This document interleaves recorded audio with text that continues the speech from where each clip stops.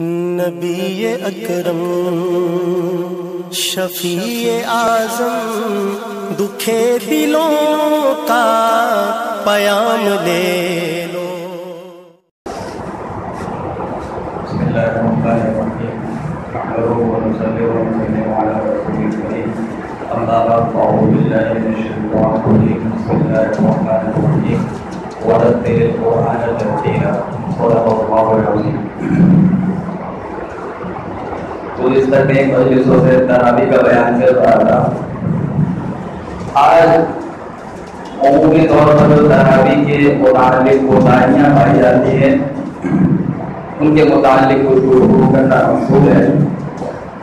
اس میں سے پہلی کوتاہی جو عموماً پائی جاتی ہے وہ یہ ہے کہ ایک بڑا مجمع ایسا ہے کہ جو یہ سمجھتا ہے کہ چند دن تراویح پڑھنے کے بعد جو ہے باقی دن تراویح پڑھنا ضروری نہیں ہے، یعنی کہ آپ 6 روزہ پڑھ لیتے ہیں، 10 روزہ پڑھ لیتے ہیں اور اس کے بعد تراویح پڑھنا جو بالکل چھوڑ دیتے ہیں۔ اس کے متعلق عرض یہ ہے کہ تراویح کی جو عبادت اللہ تعالیٰ نے ہمیں اس بار عطا فرمائی ہے اس کے اندر 2 سنتیں ہیں۔ ایک سنت تو یہ ہے کہ پورے قرآن کریم کو مکمل کرنا، اور دوسری سنت تراویح کے اندر یہ ہے کہ جب تک عید کا چاند نظر نہ آ جائے، چاہے 29 روزے ہوں 30 روزے ہوں، اس کے حساب سے تراویح پڑھتے رہنا۔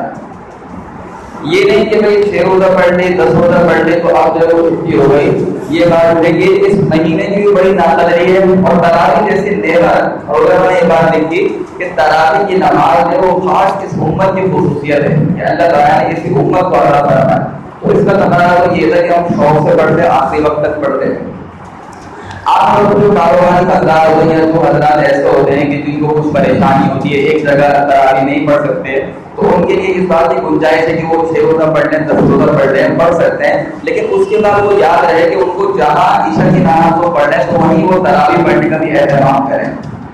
البتہ اس کے بعد پھر ایک بڑا مسئلہ یہ جو الحمدللہ کئی دوسروں کی تراویح پڑھتا ہے تو اگر وہ ساتھ پڑھتے ہیں تو اس کی بھی گنجائش ہے، گنجائش کے درجے میں ہو، لیکن نہ پڑھنے سے وہی بہت بہتر ہے، چلو وہی پڑھ تو ہے، لیکن 20 رکعت تراویح ضرور پڑھے آخر تک۔ ایک بات تو یہ ہوگی۔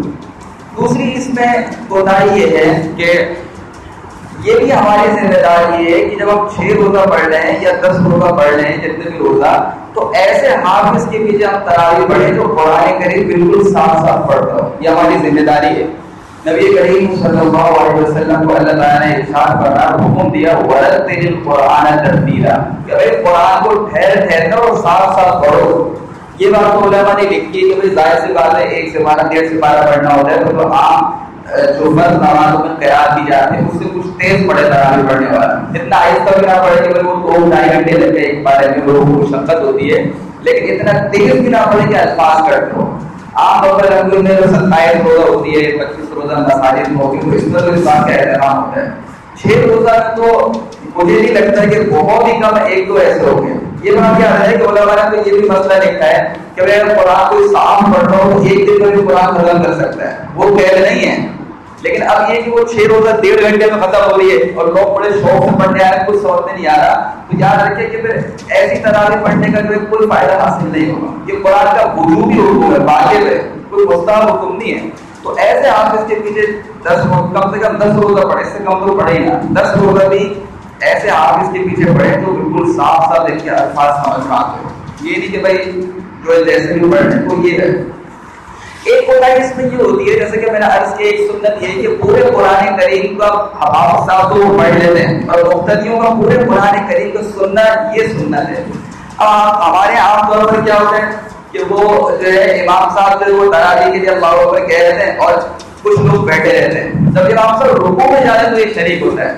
تو ایک تو یہ کہ احادیث میں اس بات کی تعلیم دی گئی کہ بھائی امام کو جس حالت میں پاؤ اس وقت تم آ رہے ہو تو فوراً شریک ہو جاؤ۔ یہ عام نمازوں میں بھی مسئلہ ہے، بعض لوگ دیکھا کہ امام کو دیکھا سجدے میں تو اب انتظار کرتے کہ جو دوسری رکعت میں کھڑا ہوگا پھر ملیں گے، یہ غلط ہے، اسی حالت میں مل رہے ہیں۔ بھائی ہو سکتا ہے وہی سجدہ قبول ہو جائے، اس میں کیا؟ باقی حکم بھی یہ ہے کہ جب جس وقت امام کو گیا اسی وقت حالت میں مل جائے۔ تو تراویح میں بھی یہی ہے۔ اب دیکھیے آپ وقت نکال کر آ رہے ہیں، آپ ہمت کریں، تھوڑی سی ہمت اور کر لیں۔ اب یہ نادانی کی بات ہے کہ وہ امام نے پوری قرات کر لی، قرآن کا ایک رکوع اس نے پڑھ لیا، اس میں آپ شریک نہیں ہوئے، اب آپ رکوع میں چلے جاتے ہیں تو رکعت تو آپ کو مل گئی لیکن اتنا حصہ آپ کو قرآن کا رہ گیا۔ اور آپ اتنی ہمت کر رہے ہیں تو آپ کو قرآن کریم میں مکمل نہیں ہوا. اسی وجہ سے علماء نے مسئلہ لکھا ہے جو حافظ صاحب تراویح پڑھا رہے ہیں وہ ایک دفعہ بسم اللہ الرحمن الرحیم 4 زور سے پڑھیں تاکہ مقتدیوں کو قرآن مکمل ہو جائے. تو ایک طرف تو شریعت کی تعلیم ہے کہ مقتدیوں کو قرآن مکمل کرواؤ, اور ایک طرف تو اس میں ہماری کم ہمتی اور نادانی کی بات یہ ہے کہ ہم اس میں جو انتظار کرتے ہیں, تو ایسا نہ کریں, ہمت کریں اور شوق کے ساتھ امام کے ساتھ شریک ہو جائیں. ایک کوتاہی عام طور پر یہ بہت سامنے آ رہی ہے کہ لاؤڈ اسپیکر کا بہت بھیجا استعمال ہو رہا ہے, خصوصاً یہ جو ہال وغیرہ میں تراویح ہوتی ہے کہ کوئی باہر کی کوئی جگہ مل جاتی ہے کمرے کا, تو یہ بالکل نامناسب اور غلط ہے. لاؤڈ اسپیکر کا تو اتنا استعمال ہے, نہ تو اتنا کم ہو کہ وہ پورے مجمع میں آواز دی جا رہی ہے, اور نہ اتنا زیادہ ہو کہ باہر روڈوں پر بھی آواز جا رہی ہے. اس میں کئی مفاسد ہیں, کئی قسم کی خرابیاں. ایک تو یہ ہے کہ ظاہر سی بات ہے آپ لوگوں کو بیجا تکلیف دے رہے ہیں. یہ اسلام کی تعلیم نہیں کہ اگر آپ عبادت بھی کر رہے ہیں تو اس میں بھی ایسا طریقہ اختیار کریں کہ جس میں دوسروں کو تکلیف نہ ہو. حدیث میں آتا ہے کہ نبی کریم صلی اللہ علیہ وسلم جب تہجد کے لیے اٹھتے تھے اس طریقے سے اٹھتے تھے کہ عائشہ رضی اللہ عنہا کی آنکھ نہیں کھلے. اب آپ بتائیں, تو یہ نہیں کہ عبادت کر رہے ہو پورے لوگوں کو سنا رہے ہیں, اس کو جو وہ لوگوں کو تکلیف دے رہے ہیں.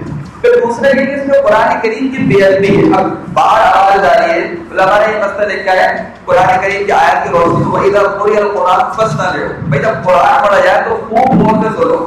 اب لوگ جو ہے وہ موٹر سائیکل پہ گاڑیوں میں اپنے کام سے جائیں, ظاہر سی بات ہے بہت بڑی غور سے سن سکتے ہیں. اب یہ سارا گناہ ان منتظمین پہ جا رہا ہے جنہوں نے ان کا انتظام کیا اور اس بات کا اہتمام ہی نہیں کیا انہوں نے. اور تیسرا اس میں ایک بات یہ بھی ہے کہ اب مسئلہ یہ ہے کہ جب آیت سجدہ پڑھی جاتی ہے تو اب مسئلہ یہ ہے کہ سننے والے پر وہ لازم ہو جائے گا چاہے وہ سننے کا ارادہ کرے یا نہ کرے. اسی وجہ سے علماء نے مسئلہ لکھا ہے کہ اگر آپ قرآن پڑھ لیں تھوڑی زور سے اور سامنے اگر آپ کے قریب کوئی شخص بیٹھا ہوا ہے تو سجدے کی آیت آہستہ پڑھیں تاکہ اس پر سجدہ لازم نہ ہو جائے. اور اگر آپ زور سے پڑھیں تو پھر آپ کو بتانا پڑے گا کہ بھائی سجدہ آ گیا تھا, سجدہ کر لیں. اب اس آیت سجدہ بھی آ رہی ہے, اس کے اندر سب لوگ سن رہے ہیں, تو سجدہ بھی لازم ہو رہا ہے. ظاہر سی بات ہے لوگوں کو تو علم ہی نہیں ہے, علم لوگوں سے وہ کریں گے نا, تو اس کا بھی سارا گناہ ان منتظمین پہ چلے جاتے ہیں. تو اس کا بہت خیال رکھیں, چاہے وہ قرآن تراویح ہو یا بیان ہو, اتنا لاؤڈ اسپیکر کھولے جتنا مجمع ہے, باہر کے لاؤڈ اسپیکر نہ کھولے. اس میں ایک بات یہ ہے کہ بعض دفعہ یہ بھی دیکھا گیا ہے کہ شوق کے اندر جو ہے وہ گھر میں کوئی لڑکا حافظ ہوتا ہے تو اس کے پیچھے تراویح شروع کر دیتے ہیں. تو یاد رہے کہ امامت کی شرائط میں سے یہ بات ہے کہ بالغ ہونا, یہ امامت کی شرائط میں سے. بعض لوگوں نے یہ مسئلہ مشہور کر دیا کہ بھائی وہ فرض نماز کے لیے تو بالغ ہونا ضروری ہے لیکن تراویح کے لیے ضروری نہیں. یہ بات نہیں ہے. یا تو آپ کا بچہ 15 سال کا ہو یا یہ تو 12-13 سال کا ہو تو بلوغ کی علامت ظاہر ہوئی تو پھر تو اس کے پیچھے تراویح پڑھ سکتے ہیں. ہاں اگر یہ کہ وہ کوئی 10-11 سال کا بچہ حافظ ہو گیا اور اس کے پیچھے نابالغ لڑکے ہی کھڑے ہوئے پھر تو صحیح ہے, لیکن نابالغ کے پیچھے بالغ حضرات کی تراویح ہوگی, یہ مسئلہ یاد رہے. بعض لوگ شوق پہ بچوں کے پیچھے پڑھ لیتے ہیں, یہ بات درست نہیں. اور آخری مسئلہ میں یہ عرض کر دیتا ہوں کہ تراویح کے معاملے میں ایک طرح یہ بھی دیکھا گیا ہے کہ بعض ہمارے مسلمان بھائی وہ حافظ بھی ہوتے ہیں لیکن وہ جو صرف رمضان کی وجہ سے جو ہے وہ داڑھی رکھ لیتے ہیں. تو دیکھیں یہ کوئی امامت آپ جانتے ہیں کوئی ایسا منصب نہیں ہے عام کہ ہر کوئی اس پہ کھڑا ہو جائے. تو امامت کی شرائط میں سے یہ ہے کہ آدمی ایسے گناہ میں مبتلا نہ ہو جو کہ گناہ کبیرہ ہو. تو ایسے آپ اس کے پیچھے نماز پڑھیں کیونکہ جس کا سارا سال اور شروع سے معمول ہو کہ وہ داڑھی نہ کٹوا دو, صرف رمضان کے لیے داڑھی کٹ لینا بعد میں کٹوا لینا, ایسے حافظ کے پیچھے تراویح نہ پڑھ. البتہ اگر کوئی پڑھ لیتا ہے بعد میں پتہ چلتا ہے تراویح تو ہو جاتی ہے لیکن اپنے اختیار سے ایسے امام کو ایسے شخص کو امام بنانا یہ علماء نے مکروہ لکھا ہے, اس میں جو ہے گناہ کے کام میں تعاون کرنا لازم ہے. اللہ تعالیٰ ہم سب کو اس سب کوتاہیوں سے بچنے کی دین کی سمجھ اور اس پر عمل کی